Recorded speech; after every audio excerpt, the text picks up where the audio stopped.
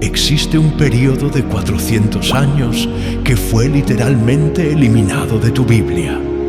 4 siglos de silencio divino en los que imperios cayeron, sectas secretas surgieron y el mundo que Jesús pisó fue completamente rediseñado.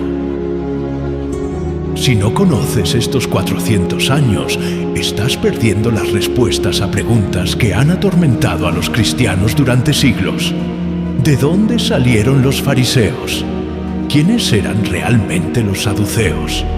¿Por qué los romanos dominaban Israel? Y lo más inquietante, ¿cómo se pasó de Malaquías a Mateo sin ninguna explicación? En los próximos minutos vas a descubrir por qué 4 imperios tuvieron que caer antes de que Jesús pudiera nacer. ¿Qué secta secreta en el desierto estaba preparando el camino y nadie lo sabía?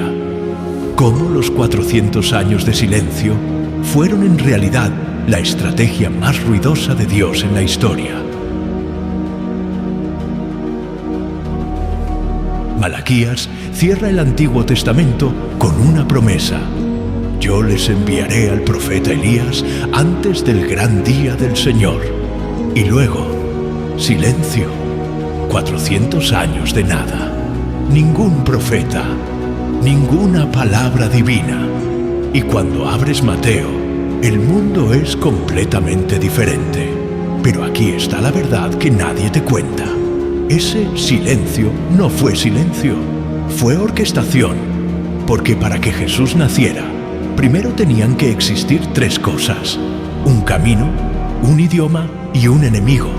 Los romanos construyeron el camino, los griegos crearon el idioma y los seleucidas fabricaron al enemigo perfecto que uniría a los judíos. Todo eso ocurrió en los 400 años que desaparecieron de la Biblia. Entonces no fue silencio, fue preparación estratégica. Pero esto abre una pregunta aún más oscura. Si Dios estaba dirigiendo imperios enteros detrás de escena, ¿qué más estaba ocurriendo que nadie vio? ¿Qué sectas, qué manuscritos, qué profecías secretas se estaban forjando mientras el cielo parecía ignorar la tierra? Si llegaste hasta aquí, ya sabes más que el 95% de los cristianos. Pero lo que viene ahora va a cambiar por completo tu comprensión de la Biblia. Porque estos 400 años no fueron eliminados por accidente, fueron ocultados por una razón. Para entender esto, tenemos que regresar al último momento en que Dios habló, al día exacto en que el cielo decidió guardar silencio. ¿Por qué Dios dejó de hablar exactamente en el año 400 a.C. y no antes ni después? La mayoría piensa que fue algo aleatorio, un intervalo divino sin motivo. Pero cuando entiendes lo que estaba pasando en Israel, cuando Malaquías escribió sus últimas palabras, te das cuenta, el silencio fue intencional, fue preciso. Estamos en el año 430 a.C. Israel acaba de regresar de 70 años de cautiverio en Babilonia. Esdras reconstruyó el templo. Nehemías reconstruyó los muros. Pero Israel ya no es una nación soberana, es una provincia, una sombra de lo que fue en los tiempos de David y Salomón. Y aquí está el detalle clave que lo cambia todo. Por primera vez en la historia, el judaísmo ya no se define por un rey o un territorio. Se define por una sola cosa: la ley, la Torá. Los judíos se convirtieron en el pueblo del libro porque habían perdido el reino. Malaquías observa ese panorama y profetiza un último mensaje: yo envío a mi mensajero que preparará el camino delante de mí. Después de eso, nada. 400 años de página en blanco. ¿Por qué justo en ese momento? ¿Por qué no 100 años antes o después? Porque Israel necesitaba aprender algo que solo el aparente abandono divino podía enseñar. dependencia total de la palabra escrita. Durante 400 años no se levantó ningún profeta. No llegó ninguna nueva revelación. Los judíos tuvieron que aferrarse desesperadamente a los rollos, a las sinagogas, a las escuelas rabínicas. Cuando Jesús naciera, Israel no sería una nación militar, sería una nación teológica, un pueblo que memorizaba la Torá desde la infancia, un pueblo que debatía cada coma de las Escrituras. Por eso Jesús podía decir, escrito está, y todos sabían exactamente de qué hablaba. Compara eso con el día de hoy. ¿Cuántos cristianos conocen la Biblia como aquellos judíos conocían la Torá? El silencio de Dios creó un hambre por la palabra que el ruido moderno nunca podría producir. ¿Ves el diseño? Dios no abandonó a Israel durante 400 años. Los preparó, los obligó a convertirse en expertos en las antiguas promesas para que, cuando llegara el Mesías, pudieran reconocer cada profecía cumpliéndose ante sus ojos. Pero Dios no estaba trabajando solo en Israel. Mientras el cielo estaba silencioso sobre Jerusalén, estaba muy activo sobre otros tronos. Y el primer imperio que tenía que caer era el más poderoso de la antigüedad.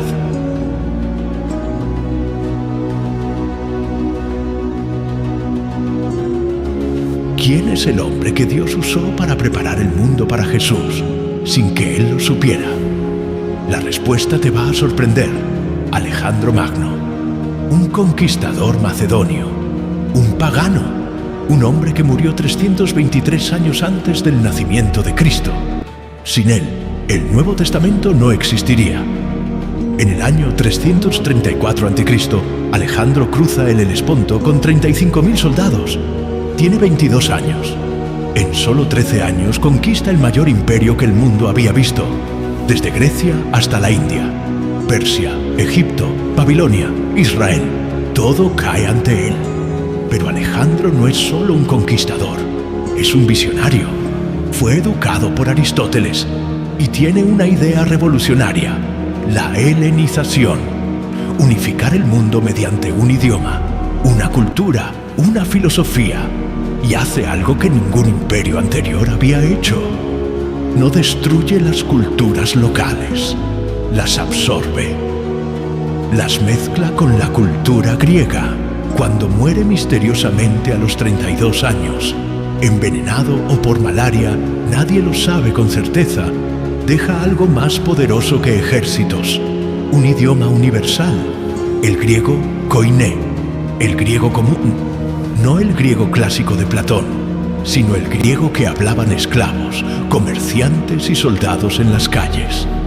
Y aquí está el milagro escondido. 300 años antes del nacimiento de Jesús, 70 escribas judíos en Alejandría traducen todo el Antiguo Testamento del hebreo al griego. Es la Septuaginta. Por primera vez en la historia, los gentiles pueden leer las profecías mesiánicas. Cuando Pablo escribe sus cartas, lo hace en griego. Cuando Mateo, Marcos, Lucas y Juan escriben los evangelios, lo hacen en griego. No en hebreo, no en arameo, en griego. ¿Por qué? Porque Alejandro, 300 años antes, preparó la autopista lingüística que el Evangelio usaría para conquistar el mundo.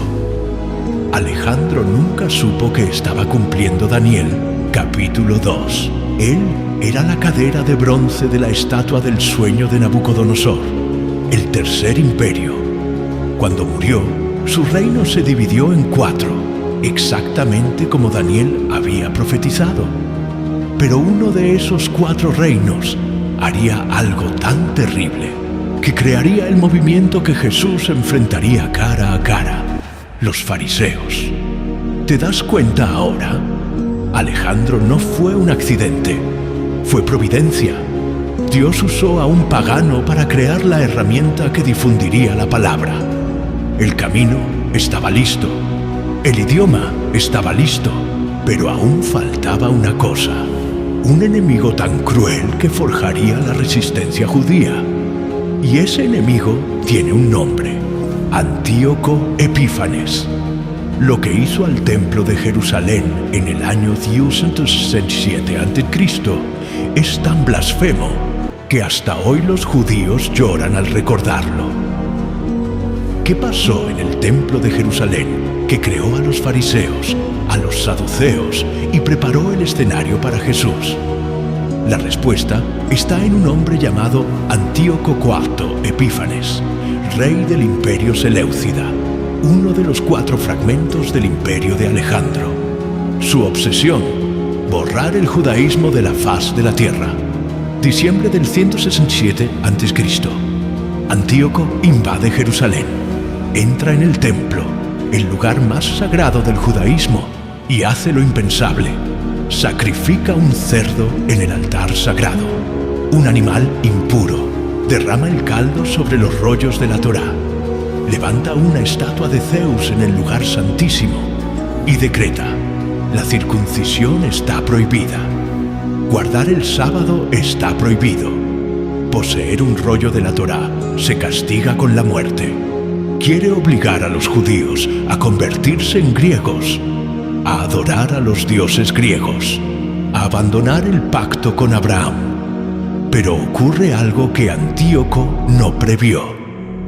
Un sacerdote anciano llamado Matatías, de la familia de los macabeos, se levanta cuando soldados sirios llegan a su aldea exigiendo que ofrezca sacrificio a ídolos. Mata al oficial, huye a las montañas con sus 5 hijos y comienza una guerra de guerrillas. Su hijo Judas Macabeo se convierte en uno de los mayores generales de la historia judía. Contra todo pronóstico, derrota ejércitos sirios 10 veces más grandes.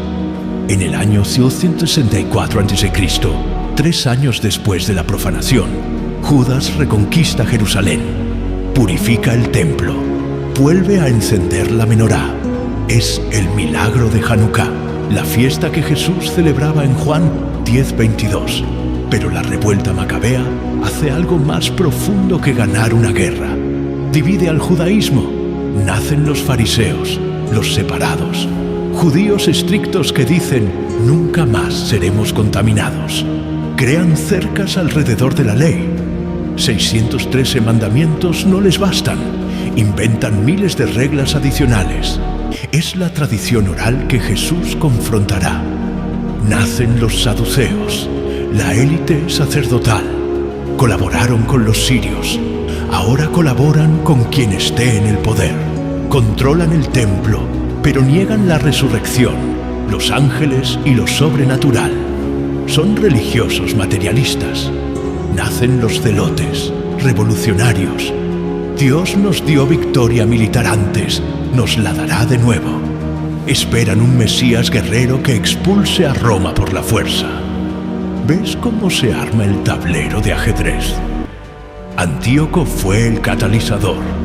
Su profanación creó las facciones que Jesús enfrentaría. Los fariseos que lo acusarían de violar la ley. Los saduceos que lo entregarían para proteger sus privilegios. Los celotes que lo rechazarían porque no tomó las armas.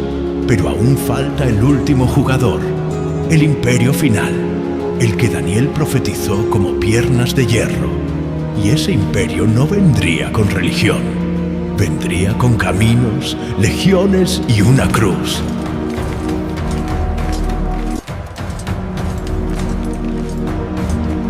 ¿Por qué Jesús tuvo que morir específicamente en una cruz romana y no de otra manera? La respuesta está en la infraestructura que Roma construyó durante los 400 años de silencio. Porque para que el Evangelio se extendiera, necesitaban existir 3 cosas: caminos seguros, paz impuesta y un símbolo de terror universal. En el año 63 a.C., Pompeyo conquista Jerusalén. Roma anexa Israel. Por primera vez en la historia, existe algo llamado Pax Romana, la paz romana, una paz impuesta por la espada. pero paz al fin. Roma construye 400.000 kilómetros de caminos pavimentados, desde Britania hasta Judea, desde Galia hasta África. Y esos caminos tienen una regla: están protegidos por legiones. Los bandidos son crucificados. Los piratas son eliminados. Por primera vez, un comerciante puede viajar de Roma a Jerusalén sin ser asaltado. Cuando Pablo realiza sus viajes misioneros, no improvisa rutas. Usa la infraestructura romana. Los caminos que César construyó para mover legiones, Pablo los usa para mover el Evangelio. Pero Roma no trajo solo caminos, trajo la crucifixión. La crucifixión no fue inventada por Roma, pero Roma la perfeccionó como herramienta de terror psicológico. Crucificaban a la orilla de los caminos. A propósito, para que todo viajero viera. El mensaje era claro: si te atreves a desafiar a Roma, este será tu final. Cuando Jesús dijo: el que quiera seguirme, tome su cruz, el público no pensó en una joya de collar, pensó en terror, pensó en humillación pública, pensó en la peor muerte que un ser humano podía sufrir. Y aquí está el código que casi nadie ve. La palabra griega para cruz es stauros, pero significaba más que madera, significaba maldición. Pablo dice en Gálatas: maldito todo el que es colgado en un madero. Está citando Deuteronomio 21:23. Entonces, cuando Jesús murió en la cruz, no solo estaba muriendo, se estaba convirtiendo en maldición, cargando la maldición de la ley, para que nosotros fuéramos liberados. Y aquí está el detalle final que cierra todo. Jesús nació bajo César Augusto, el emperador que trajo la Pax Romana. Lucas 2:1 dice: en aquellos días salió un edicto de César Augusto para que todo el mundo fuera empadronado. ¿Por qué un censo? Porque Roma necesitaba controlar el imperio. Necesitaba saber cuántas personas pagaban impuestos. Y ese censo obligó a María y José a ir a Belén, cumpliendo Miqueas 5:2. Pero tú, Belén Efrata, aunque eres pequeña, de ti me saldrá el que ha de ser gobernante en Israel. Roma no lo sabía, pero al ordenar un censo, César se convirtió en cómplice de la profecía. ¿Lo ves ahora? Roma no fue coincidencia. Fue el cuarto imperio de Daniel, las piernas de hierro. Dios usó su brutalidad, sus caminos, su paz forzada y su cruz para crear el escenario perfecto para que el Evangelio explotara. Pero mientras los imperios caían y se levantaban, había un grupo de judíos que nadie veía, escondidos en el desierto, copiando manuscritos, esperando al Mesías. Y tenían secretos que la Iglesia ocultó durante 2000 años. ¿Quiénes eran los esenios y por qué la Iglesia casi nunca habla de ellos? Durante los 400 años de silencio, mientras los fariseos controlaban las sinagogas y los saduceos controlaban el templo, se formó un tercer grupo. Ellos se llamaban Yahad, la comunidad. El mundo los conoce como esenios.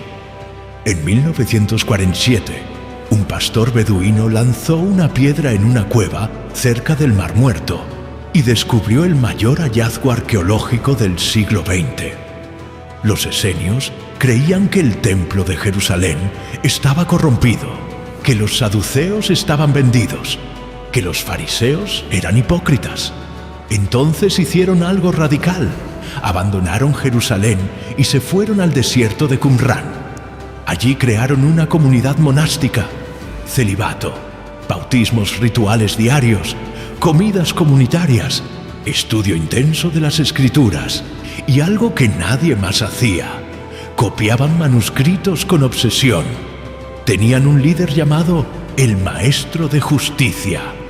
Esperaban dos Mesías, uno sacerdote y uno rey. Creían que vivían en los últimos días, que el Maestro revelaría los misterios ocultos en las profecías. En 1947, en las cuevas de Qumrán, se encontraron más de 900 manuscritos, copias de casi todos los libros del Antiguo Testamento, 1000 años más antiguas que las que teníamos. ¿Y adivina? Son idénticas en un 99%. Eso destruyó el argumento escéptico de que la Biblia se había corrompido con el paso de los siglos. Los esenios, sin saberlo, preservaron la palabra de Dios con precisión quirúrgica, pero los manuscritos revelan algo más inquietante. Los esenios tenían textos apocalípticos que no están en la Biblia. El libro de Enoc completo, el libro de los jubileos, el rollo de la guerra, la batalla final entre los hijos de la luz y los hijos de las tinieblas. Creían en ángeles caídos, vigilantes, gigantes, los Nefilim. Y aquí está la conexión que te eriza la piel. Juan el Bautista vestía piel de camello, comía langostas, vivía en el desierto, bautizaba en el Jordán, a solo 10 kilómetros de Qumrán. Predicaba arrepentimiento porque el reino estaba cerca. Juan el Bautista tenía todas las características de un esenio.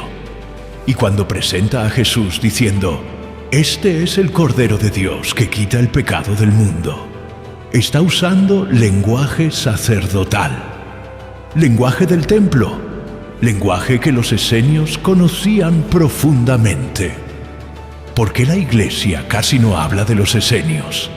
Porque complican la historia simple, porque muestran que el judaísmo del siglo I era mucho más complejo que fariseos contra saduceos, porque prueban que había judíos esperando un Mesías sufriente, no solo un Mesías guerrero. Los esenios fueron masacrados por Roma en el año 70 d.C., cuando Jerusalén cayó. Escondieron sus manuscritos en las cuevas.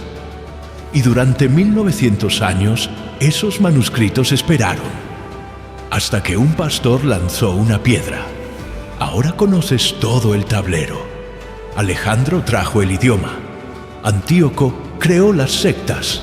Roma trajo los caminos y la cruz. Los esenios preservaron la palabra y prepararon a Juan el Bautista. Todo durante los 400 años que desaparecieron de la Biblia. Pero aún falta la pregunta final. ¿Por qué Dios orquestó todo esto? ¿Por qué 400 años? ¿Por qué estos imperios específicos? ¿Cuál era el diseño completo? Déjame mostrarte el cuadro completo. Dios no habló durante 400 años. Pero mientras el cielo estaba en silencio, Él movía ejércitos. Alejandro difundió el griego. Antíoco profanó el templo y forjó las sectas. Roma construyó caminos e inventó la herramienta que mataría a Jesús.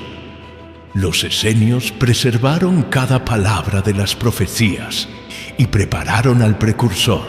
Y entonces, en el tiempo exacto profetizado por Daniel, 483 años después del decreto de Artajerjes para reconstruir Jerusalén, Jesús entra en Jerusalén montado en un burrito, cumpliendo Zacarías 9:9, en la semana exacta que Daniel había profetizado.